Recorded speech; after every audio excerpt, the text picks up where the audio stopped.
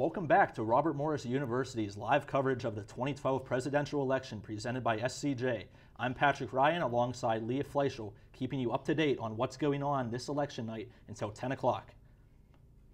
We're going to check in with Kyle Gorsey to get a feel for what the mood is tonight out in Moon Township. What do you have for us, Kyle?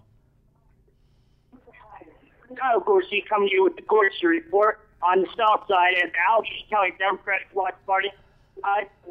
Follow me on Twitter. AG is always right. I'll be updating there.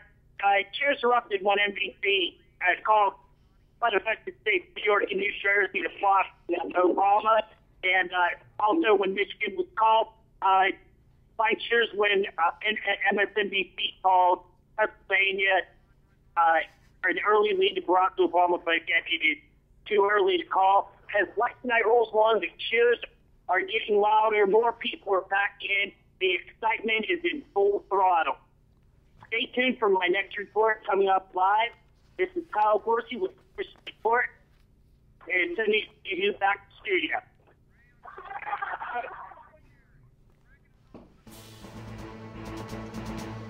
Breaking news, Republicans will retain the majority in the House of Representatives. Again, Republicans will retain the majority in the House of Representatives.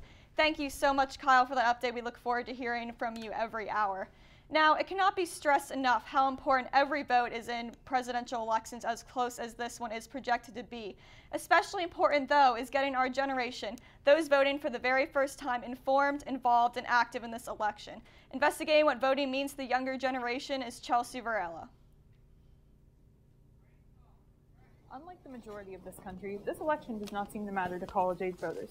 I spoke with two politically active students here at RMU to see what this election means to them. Election matters to me because it's my first election I can vote in, and also I'm a student, so I'm going to be going out into the economy pretty soon, looking for a job, and I want the best shot I can have to get a job in this economy, and therefore I support Governor Romney. Okay. The last decade or so. How long do I? A lot of problems, and the economy right now. Do we need it?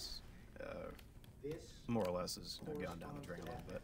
So I think it's fair to say that we need somebody who could stand up for their values and will actually push, the agenda towards a better, area to where we can actually, get more jobs and have a lot more success for the country. So.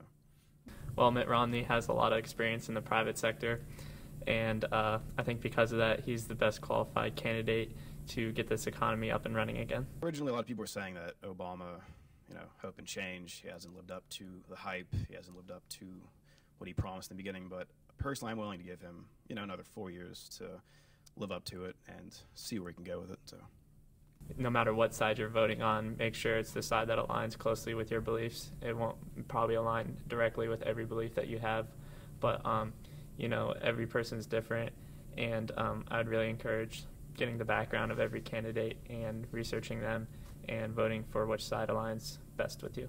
You're not looking at the big picture of things, because at the same point in time, that person could, have a very poor agenda, and, it's good to vote for somebody who you think will actually best represent your own interests. As they said, keep yourself informed as a voter. Remember that your voice matters in this election, and don't let the opportunity pass to exercise your right to vote. Back to you, Patrick. Pat, from what I've seen, just speaking in terms of the mock election here at Robert Morris, we ran for the century. Students' feelings about this election really are like night and day. One thing is for sure, though, voting is a privilege, and we should be taking advantage of it. We'll find out more about what's going on with our social media in addition to around campus here at Republican and Democratic watch parties, as well as at Roma's Cafe here at Robert Morris University after this short break. Don't go away. You're watching Robert Morris University's live coverage of the 2012 presidential election presented by SCJ.